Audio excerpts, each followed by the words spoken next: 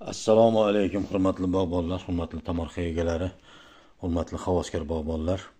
Mana bugun siz bilan mana shu kichkina video suhbatimizda ko'chatlarni mahalliy sharoitda, ya'ni mahalliy o'g'itlar bilan o'g'itlash bo'yicha kichkina suhbat qilamiz. Marhamat, tinglab tomosha qiling. Yosh ko'chatlarda o'g'itlash tariqasida mana shunday tajribani qo'llayapmiz. Mana marhamat, karbamiddan mana yoshgina ko'chat, 1 yillik ko'chat, mana o'tgan yili ekilgan. Mana shunday qilib karbamid bilan mana bugun chislani 27 aprel kuni nasib qilsa natijalarni ko'rib boraveramiz keyingi video suhbatlarimizda. Aziz bog'bonlar, yana bir kichkina tajriba. Xuddi boyagi aytganimizdek, mana bunaqa o'g'it solish, mana kichkina joychalari, ya'ni chuqurchalari. Mana shu chuqurchalardagi tuproqni mana olib turib bu yoqqa tashladik mana. Endi biz o'sha chuqurchaga boshqa tuproq, ya'ni 1 yil davomida quyoshda yotgan ariqdan chiqqan, ariqning tagidan, ya'ni ariq kovlash paytida, ariqni tozalash paytida chiqqan o'sha ostiga cho'kindi bo'lib qolgan tuproqdan tashab turib mana shu joylarni to'ldirish, mana shu joylarni, ya'ni mana shu chuqurchalarni, bu chuqurchalarning tagida mana ozgina karbamidimiz bor, bir 15 gram, 20 gram har bir chuqurchada. Undan ko'p emas, 10 gram, 15 gram, 20 gram. Mana shunday, mana yoshgina holimiz.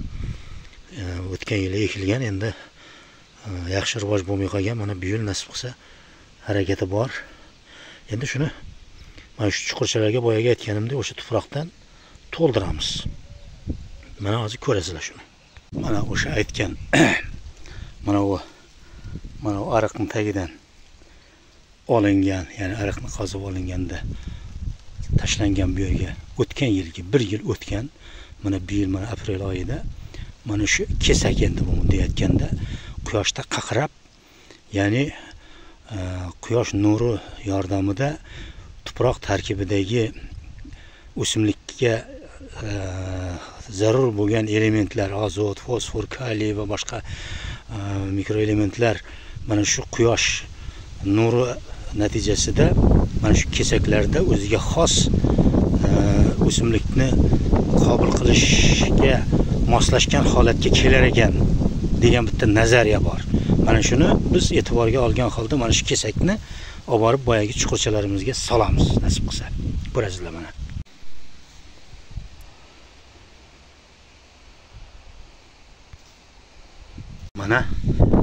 Mana shunday qilib turib joylashtirib soldik mana. Mana shunday qilib turib, keyin buni maydalab mana shunday ushatib, maydalab mana shu ko'chatlarimizni ostida qoldiramiz. Nasib qilsa, xudo xolasa buni mana shunday qilib turib kesak bilan o'g'itlash deb nomlasak ham bo'ladi, yoki bo'lmasa mahalliy usuldagi oziqlantirish deb ham nomlasak bo'ladi. Mana natijalarini keyingi videolarimizda ko'raveramiz. Mana bu ikkinchi obyektimiz, mana bu birinchi obyektimiz. Mana bu birinchi obyektimiz ham, ya'ni birinchi ko'chatimiz ham mana shunday qilib turib kesak bilan to'ldirdik.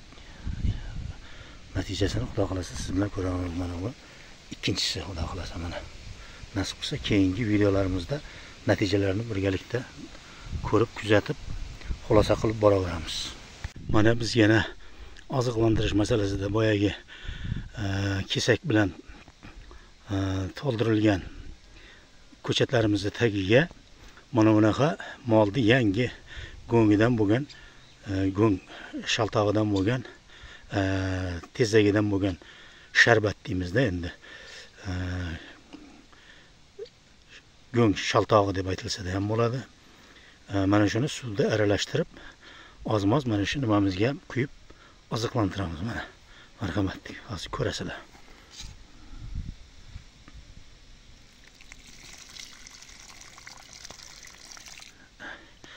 Endi buni ustiga nasib qilsa suv beramiz. Mana hozir o'sha go'ng shaltog'imizga, ya'ni sharbatimizga ustiga suv quyib,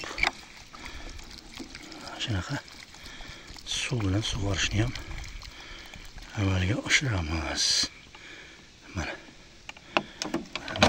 Nasib qilsa siz bilan hurmatli bog'bonlar, hurmatli tomorqa egalari, natijalarini keyingi video suhbatimizda mana shunday ko'rib o'rtoqlashib boraveramiz.